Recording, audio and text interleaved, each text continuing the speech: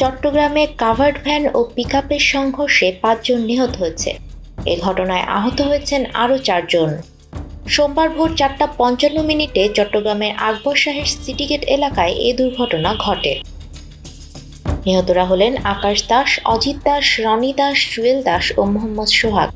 আহতদের নাম পরিচয় জানা যায়নি। হতাহতরা সবাই চট্টগ্রামের সীতাকুণ্ড এলাকার বাসিন্দা এবং মাছ ব্যবসায়ী।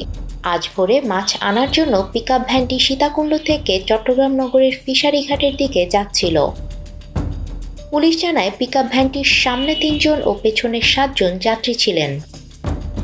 বান্ডেল থাকলে প্রতি সেনমানিতে টাকা বাঁচবে। বিকাশ সেনমানি বান্ডেল কিনে জিতুন প্রতি লেনদেনে। নগরের সিটিগেট এলাকায় এই সংঘর্ষের ঘটনা ঘটে। এতে ঘটনাস্থলেই ৩ জন নিহত হন এবং হাসপাতালে নেয়ার পর আরও ২ জনের মৃত্যু হয়। ঘটনার সত্যতা নিশ্চিত করে নগরের আকবর শাহ থানার উপপরিদর্শক মোহাম্মদ সাজ্জাদ বলেন, জাতীয় জরুরি সেবা 999-এ ফোন পেয়ে পুলিশ ও ফায়ার সার্ভিস ঘটনাস্থলে গিয়ে উদ্ধার কার্যক্রম পরিচালনা করেছে। মরদেহ পুলিশি হেফাজতে রয়েছে। নিহত ব্যক্তিদের পরিবারের অভিযোগের প্রেক্ষিতে পরবর্তী আইনি ব্যবস্থা নেওয়া হবে। নিউজ ডেস্ক, আমাদের সময়।